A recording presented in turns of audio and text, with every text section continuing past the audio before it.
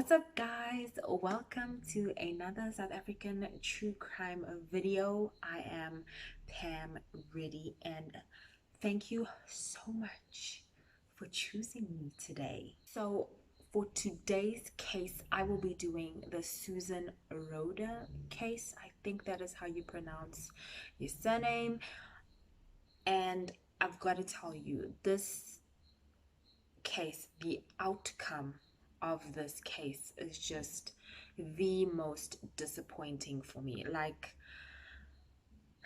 Anyway, let's not even get ahead of myself. Let's just jump straight into it. So Susan Rohde was found dead in a hotel bathroom that she was sharing with her husband. Now, her husband is the only other person who was there, and he claims that she committed suicide while he was asleep. But did she really commit suicide? Jason and Susan were married and they lived a very luxurious life. Like, anything they wanted in life, they could have. They were just that couple. Very fancy, very luxurious, and they could get anything that they wanted. Jason, who was 47 at the time, was one of the CEO of this major estate business. Susan, also 47 at the time, was a former teacher and loved interior design. Jason and Susan were married for 22 years and they had 3 daughters, one 18-year-old and then twins who were 16-year-olds at the time. The beautiful family lived in Bryanston, Johannesburg. Johannesburg, it's you again. Susan was a super dedicated wife. Okay, she 100% supported her mogul millionaire husband. She was the picture perfect wife who absolutely loved her family and definitely marked her territory. Her life was dedicated to bringing warmth to her home. When I read about Susan, all I pictured was like freshly baked bread, a very flourishing garden, green grass outside. She was very nurturing. She was honestly a professional wife, and I do not say that sarcastically. Like, she loved being a wife, she loved being a mom. Susan was a perfectionist, and even when it came to her millionaire husband's high-profile friends, she would be the one entertaining them. Well, not entertaining them, but being hospitable, being there, serving them, making sure they were comfortable. You know, I picture her to be bringing out the drinks, keeping the snacks rolling, and with Susan, everything had to match. And I just picture her in like this floral apron and her doing everything well and genuinely and adding a bow on top. Susan was honestly the definition of a ride or die. Like, she was not scared of confrontation, especially when it came to her family and her close friends. Confrontation was not an issue for her, and failure was also not an option. Like, she fought hard to keep her picture perfect family framed very well. Jason, in his early years, completed a junior leaders course. I'm not sure what the leadership course was for. Jason did this leaders course in 1988, and then he dated Susan for 3 years before marrying her in 1993, and I was only like 1 year old. Jason enrolled for a law degree at UNISA, which is one of the top universities in South Africa, but then he later dropped out. Jason then also worked for an upholstery business or company. And then Jason also joined an insurance company where he worked as a clerk. Jason and Susan would then move to Australia where Susan's family resides, and that's where his job as an estate agent, or sorry, his career as an estate agent was basically born, back over in Australia. Then come 1996, Jason and Susan came back to South Africa where he started a property portfolio, and the couple would buy houses, renovate the houses, and then either sell or rent the houses. So this was like their little thing going on, and they absolutely loved it. And you can imagine Susan, being the interior design queen that she was in her element. Jason then joined the high profile estate agent business where he worked. I'm just going to put the logo for this estate agent business because I don't know how to pronounce it, okay? So I'm not even going to try. Anyway, Jason started at this estate agent business in 2005, and then 5 short years later, in 2010, he became one of the CEOs. He must have been really good. I mean, I don't know how long it takes for one to become a CEO, but he became a CEO in 2010. And in the reports that I was reading, in the articles that I was reading, they just threw in there that he became a CEO despite not having any qualifications, I guess, in the field of property and real estate. I don't know, but they just threw it in there, so I'll just throw it in here, you know, just for nothing. So you can imagine Susan and Jason are just living their best lives. They are in Bryanston, Johannesburg. He is a millionaire mogul. Like, they just can have the luxurious life that I guess they've always dreamt of having until 2016, and all came crashing down for this picture perfect family. Jason was having an affair. It was in February of 2016 that Susan would find a Valentine's Day card written to Jason from a mistress. This mistress is named Jolene Altersky, and she is honestly, she just looks like a professional wife's nightmare.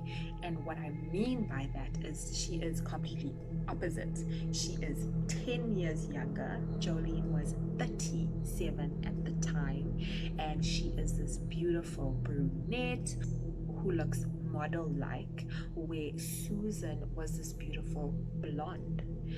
Jolene also had a young son, and she also specialized in having an affair with Jason, a married man. You can imagine how this absolutely ripped at Susan's heart. Like, she fought so hard to keep her family together. How could this be happening, that another woman has come into the picture and Jason has wandered off, you know, getting pleasure elsewhere, when she is trying so hard to keep their family together? It's an absolute betrayal.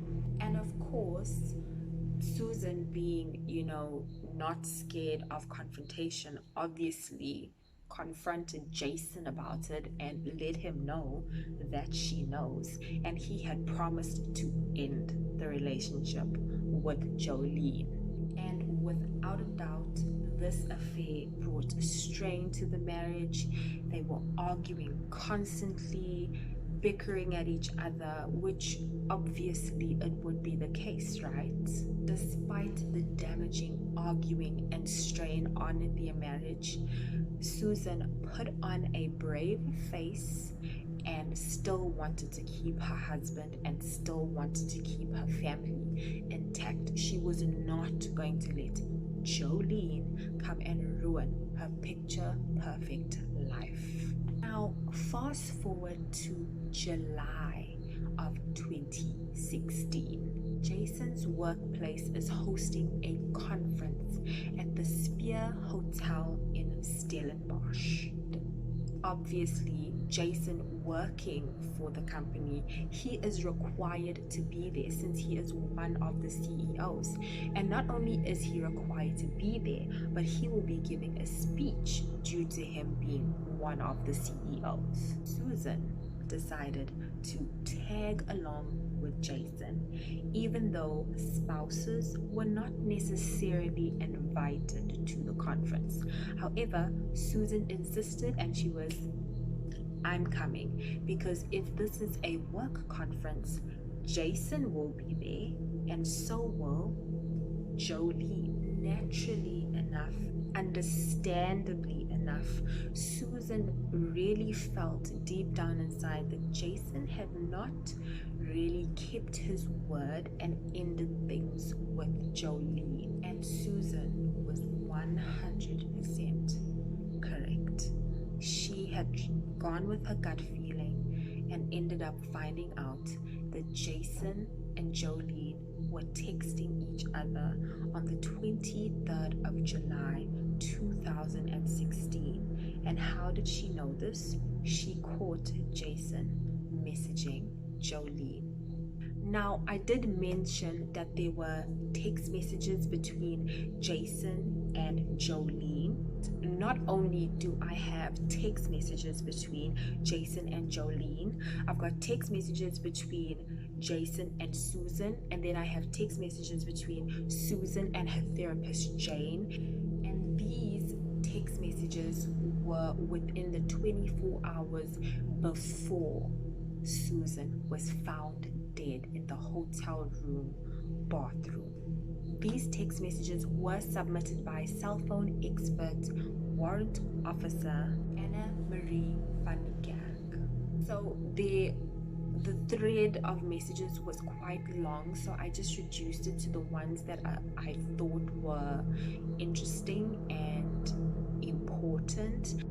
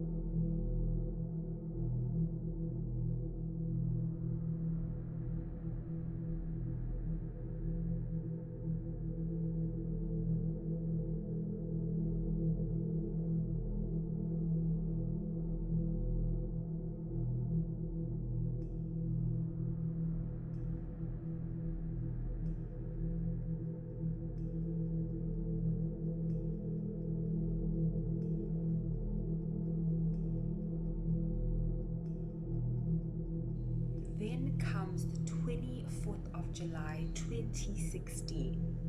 Susan was dead.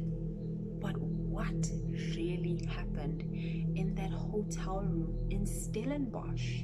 It was just after 8 a.m. that Jason called reception at the hotel to tell them that the bathroom door was locked.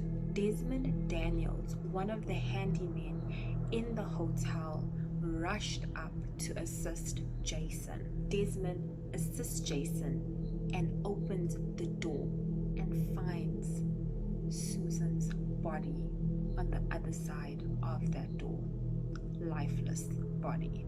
Desmond then, of course, runs off for help. You got to get the emergency services there. There's a dead body in the building. And in just a few moments, that hotel was police infested. And Jason was absolutely distraught. But what happened to Susan? Now, on the 23rd of July, the day before Susan was found dead in the hotel room, Susan had caught Jason texting Jolene. So, of course, that sparked a major fight, okay? They were angry, they were throwing, bad language at each other, they were going off at each other. So, according to Jason, he woke up, okay? Jason woke up, but because Susan was still infuriated, I guess he didn't want to deal with it, he went back to sleep. The next time he wakes up, I guess after his little nap, he realizes that the door to the bathroom is locked and Susan is nowhere around the hotel room. So here's Jason's version of events in his own words. And I remember I rolled over and I saw her walk towards the bathroom and I heard the bathroom door slam. I fell back to sleep. I woke up a little time after that. I went to the bathroom. I tried the bathroom door and the bathroom door was locked. I remember I phoned her and I could hear the phone ringing and it rang a couple of times and I realized she wasn't going to pick up. I honestly just thought she was just teaching me a lesson by not opening the door, knowing that I'd have to go to without brushing my teeth, etc.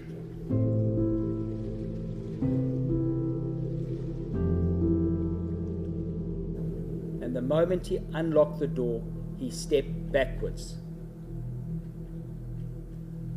I immediately put my hand on the door and I went to open the door. The door opened a couple of inches and then it was blocked. I see her feet pointing this way, then I knew why the door was opening. I push the door open, I head through the door, I come around here and I pick Susan up in that position. I immediately called for Mr. Daniels, immediately. Okay, so that's that, right? So due to no forced entry into the hotel room, there was no signs of anybody trying to come in to attack the couple, and due to the fact that now Jason's affair was basically public and was now known information, he automatically became a prime suspect because that would have been a possible motive. I'm having an affair, so let me get rid of my wife so that I can continue in my affair, which is absolutely sick, right? Now, according to Jason, he said that Susan committed suicide by hanging from the hook on the door. Okay, I'm battling. Okay, because when I first researched the story, I honestly, straight up, my automatic response was, that does not make sense. I've never heard of suicide committed that way. Because how? First of all, I don't even think it's effective. As morbid as that sounds, the height of the door is not that high for a hard enough drop to kill you, to like have you hanging and kill you. And from the pictures and the demonstration that was done in court, the door that was used looked like an average height door. So I honestly don't know how that even makes sense, because of course, no disrespect to anyone battling with suicidal thoughts. Suicide is a real issue. People who battle with suicidal thoughts is a real thing. So please don't hear what I'm not saying. I'm not trying to be disrespectful at all. But I just don't see it working. And also, how strong is that hook? And not to mention that the hook would have been lower than the actual height of the door, which makes that an even shorter distance. I hope I'm articulating that, correctly. So yeah, somebody make it make sense to me, but I don't see that kind of attempt working. Now get this, okay? Remember, the door was locked, so Jason had called reception and Desmond had to come up to the hotel room to get the door unlocked. Now, according to Desmond, the maintenance guy, when he had opened the door, he found Susan naked.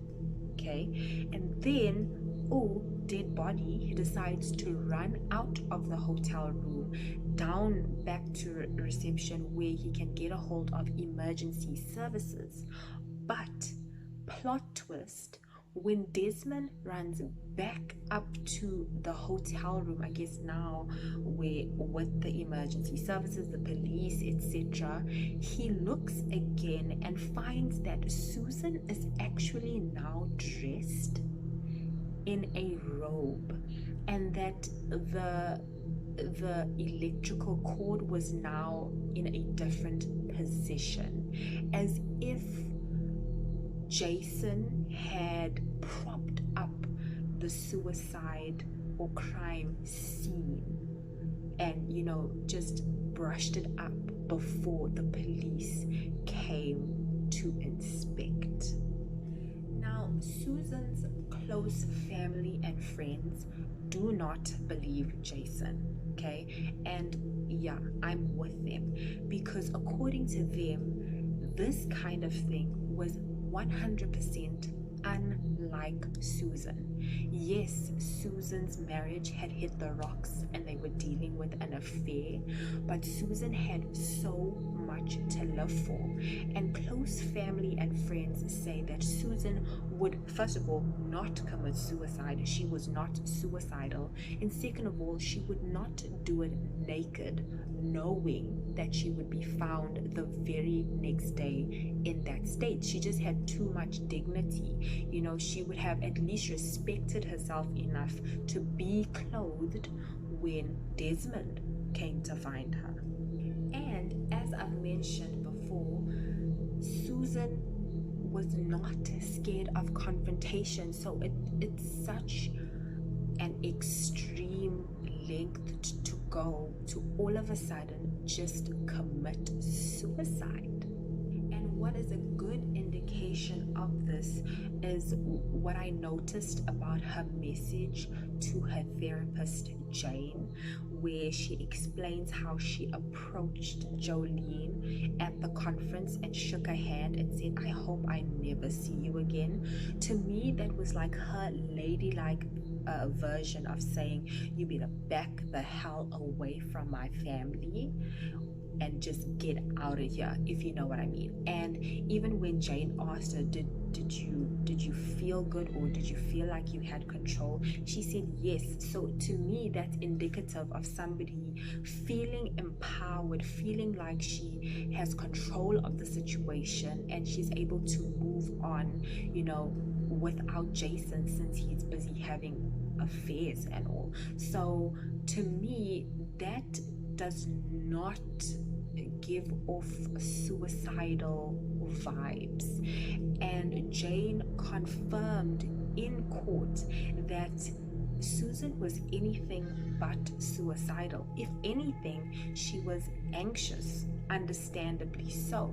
So, as big as this affair was, and definitely embarrassing for her, especially because she just fought so hard to mark her territory and keep her family together, Jane confirmed that in no way did she tick the suicidal, box.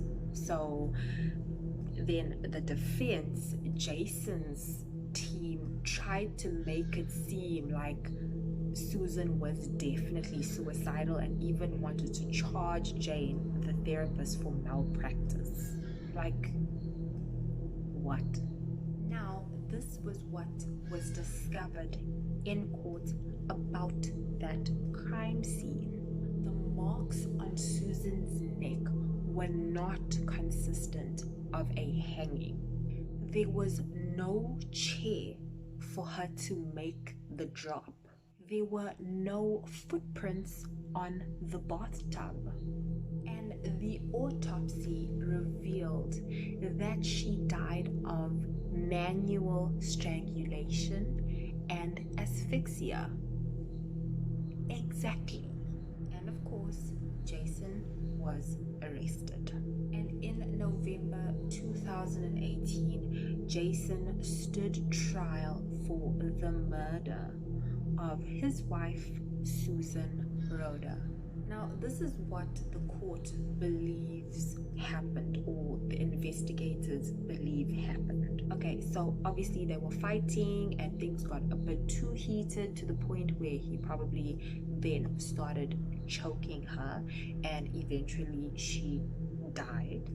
He then dragged her body to the bathroom because I guess she was too heavy to carry, wrapped the electrical cord on her neck, and left her in like a sitting position, I believe, because again she would have been too heavy to have him suspend her onto the hook of the door. You see this hook on the door, that story, that part, no, there's no way that would have worked if this was a suicide, which it's not, obviously. And in conclusion, the investigators and the courts definitely found that he staged that crime scene. The prosecution, the team against Jason, argued that he did this to shut her up. And just 4 months later, Jason was sentenced to 18 years in prison for murder and 5 years for staging the crime scene. Which, even that, like the fact that he didn't get life,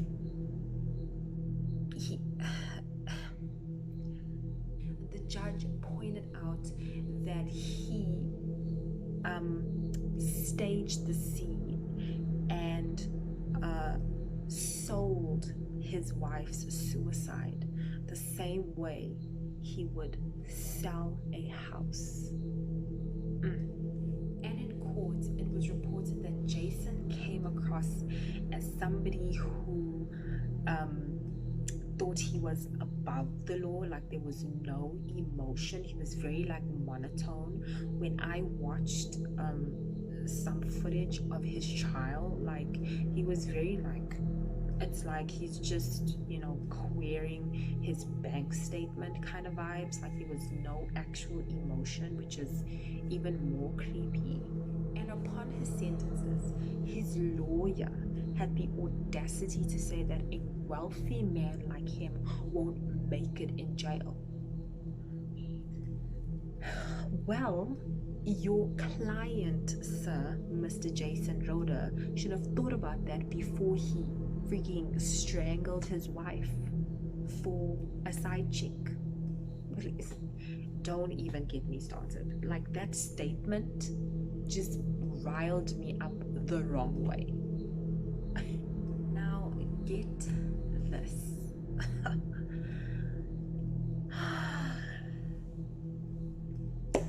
His lawyers, his team applied for or put in an application for an appeal. Not only did they put in the application for an appeal to the Supreme Court of Appeal or Supreme Court Appeal, but get this, they were granted the appeal. They were granted leave to appeal. I hope I'm getting that phrasing correctly, but when I read about what that is, I did not know what that was. I'm not a law professional or an investigator or that kind of thing, so I learned these things as I researched different cases. But apparently when you apply for leave to appeal, there's a period in which you will wait for your appeal date. Now the problem is, especially with these kind of cases, that absolutely frustrates me, is the fact that when Jason and his lawyer applied for this, they were granted leave to appeal, and that means that he was able to get bail. So they paid 200,000 Rand bail. Jason came out of prison awaiting his appeal date. Now, the problem with this date is that we don't know when this date will be. It could be in 5 days' time, it could be in 5 months' time, it could be in 50 years' time, which is the most frustrating thing for me, because I don't even know why this is an option. Jason gets to live his life while his 3 daughters have no mom, all because he was lusting after other women. He is allowed to travel for business as long as he stays in Johannesburg at specified addresses, and he is to report to the police station, I think 2 or 3 times a week, to abide by his bail conditions. Like, I am, what? That is equivalent to getting away with murder. Jason only spent 10 months in jail, and before we knew it, he was out on bail, greeted by his lover Jolene at his welcome home party.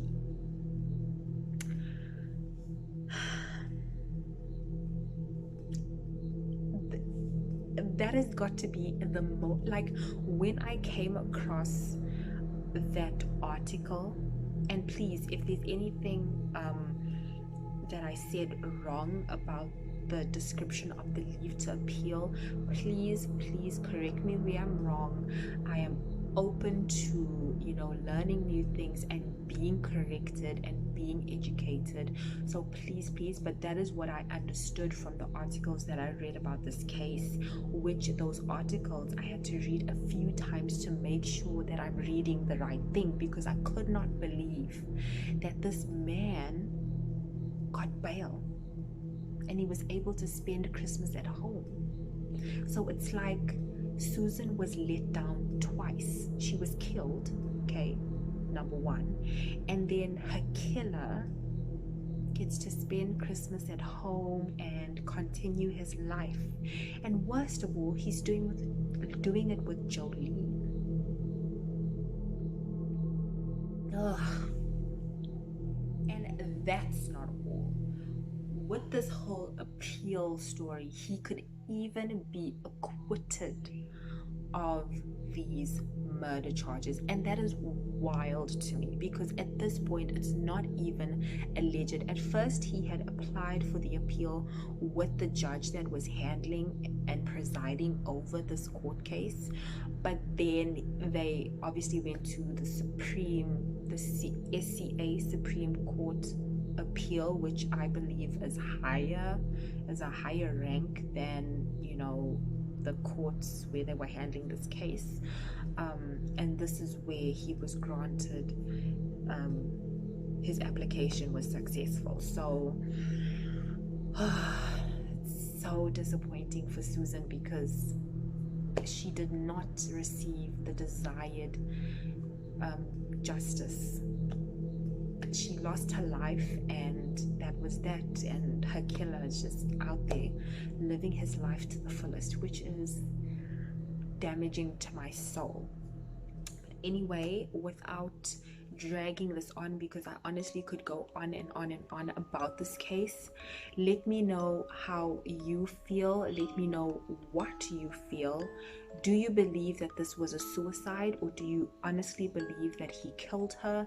Do you think it's fair that he is out? If you do think it's fair, then I don't know what else to tell you, but each to their own. Let me know what you feel in the comments below. Yeah, I was just honestly beside myself with this story. But anyway, thank you guys for tuning in. That is it. That is the Susan Rohde case. And that's it from me, guys. Thank you so much for choosing me and watching this video and going through these roller coaster emotions. With that being said, I will see you in my next video.